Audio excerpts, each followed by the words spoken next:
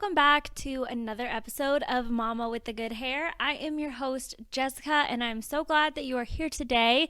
Today, we are going to talk a little bit about the world of personalized hair care, which is why I started this entire business. But first, I just want to stop and say thank you to everyone that has joined our Facebook page. It's exclusive content. It's really fun. It's really cool to see everybody in there. And thank you so much. And just look forward to more of that to come. If you haven't already joined our Facebook page, there's a link in the show notes. Go join it. There's exclusive content, there's fun giveaways, there's things like that. So as you guys know, I give away lots of free content, all the hair tips. If you can find it out there on any of my pages, all the free hair tips are out there. But today we're going to do a little bit different of a podcast and kind of show some of the behind the scenes of what I actually do. Custom hair products and custom routines are the whole reason I started this entire business. I've learned that if you have an oily scalp or a dry scalp, you need two different shampoos, or if you have different types of hair, fine hair, thick hair, you're going to need a different conditioner. Same thing with your routine. If you want to wash your hair every day versus once a week, you're going to need two different routines. Nothing is a one size fits all solution that so many products promise. Your age, your stage of life you're in, your environment, your lifestyle, all these things affect your hair, and you need custom products and routines to match that, and it's going to change throughout your life as well. Okay, so you're probably thinking, okay, cool, I understand I need a custom routine, but how do I know? There's so many different factors.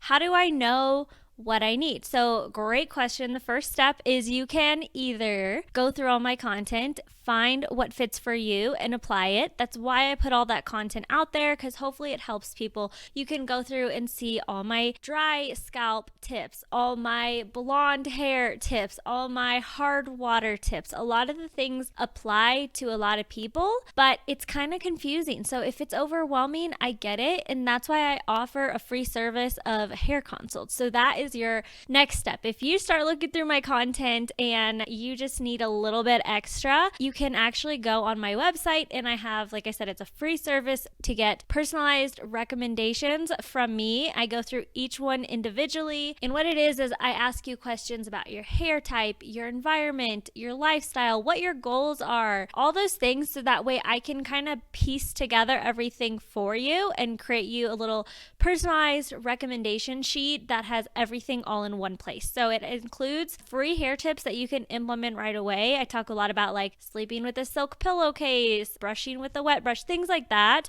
are applicable to you, along with products that are going to work for your specific hair type and your routine. So it's really cool. It's a great way to have all your information all in just one place, and you don't have to go dig and find all the things that I piece together that work for you. So before we actually jump in, let me tell you a little bit of background on why I think personalized hair product and recommendations are so important, and why there's not a one size fits all solution, and kind of how I came about this job and this podcast and everything. When I was in my early 20s, freshly newly grad out of college, I moved to Hawaii for my first job, and my hair completely changed. All throughout college, I was literally known as the girl with good hair.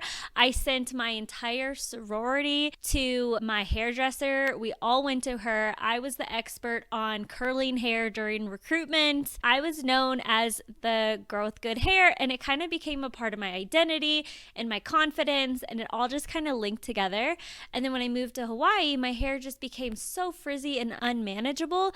I was no longer the girl with good hair, and it took a huge toll on my confidence. It was really hard for me to show up professional with this just frizzy, crazy hair. Like, I just felt like it was taking a toll on my job, on my confidence, my dating life, like everything. I moved up in my company really quickly. I got a lot of promotions right away, a lot of responsibility right away, which meant I was working long hours and just a lot more stress, and my hair just continued to get worse and worse and worse.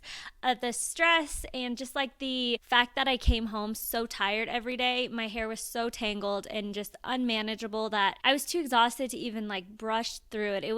it was insane. And it was like nothing I've ever seen before because it was so frizzy, but it was also just so dry and broken. And my scalp was like kind of dry and itchy, yet it was like this frizzy, humid look. So it just like, it didn't make a lot of sense to me on what was going on. Everything I looked up online said that my hair was probably just dry and damaged and I needed some hair masks. I needed some hydration in it. So I would leave my hair super tangled and messy, coat it with a hair mask, throw it up in a messy bun without even brushing through it, let it marinate throughout the entire day at work and night, hoping that it would be enough to just be able to brush through it and help it.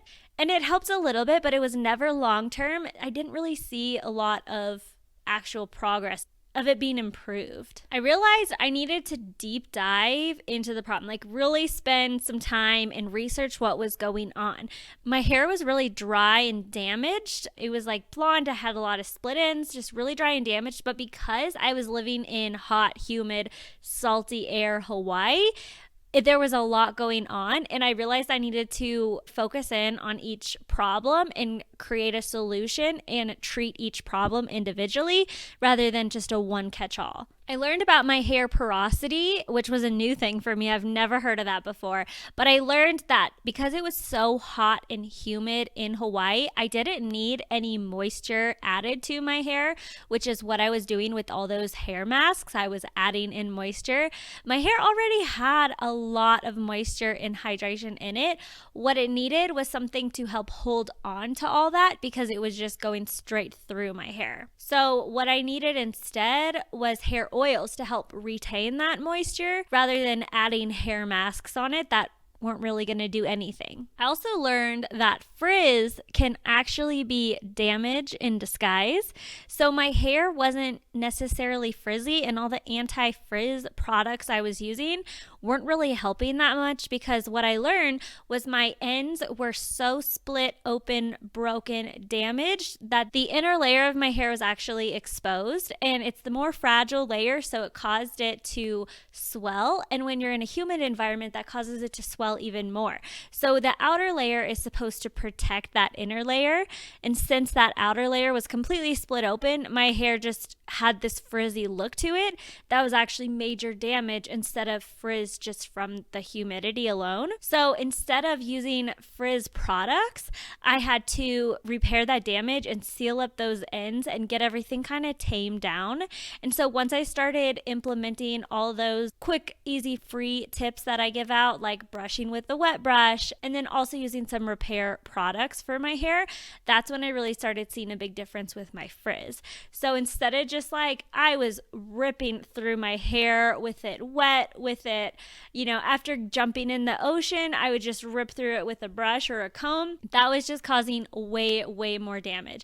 Once I really started implementing all the damage repair tips that I talk about, I saw a big difference in the frizz and the damage. I also realized that the air in Hawaii is so salty. So even if I just went in the ocean for a swim and washed it out after, I could never really escape all that salt because it's just in the air. So I had to implement a few products to protect my hair from the UV rays in the sun and the salt and all the environmental kind of things that you get just living in that type of environment.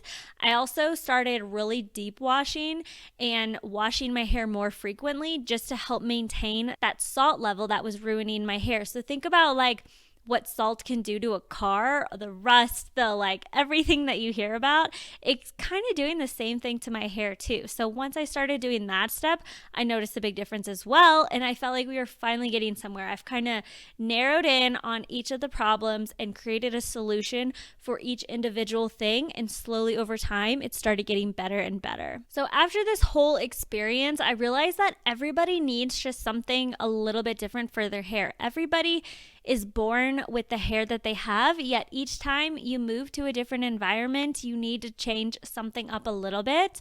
And each time you go through a new phase of your life, you have to change stuff up too. So when I left Hawaii and I became a mom, I needed to focus on my hair health and preventing hair thinning from postpartum hair shedding.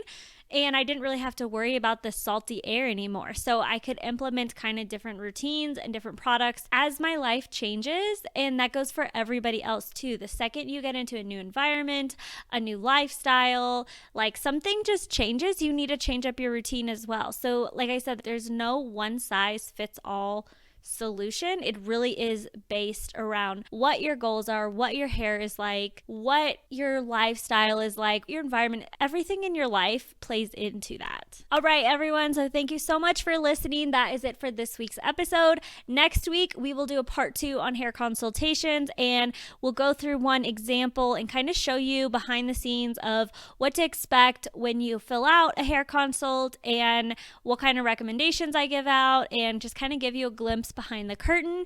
And that is it. We will talk to you guys next week. Thank you so much for tuning in. Don't forget to check the show notes if you want to join our Facebook page. And there's also links to the hair consults in there as well if you want to go ahead and jump in. And we will talk to you guys next week. Thanks.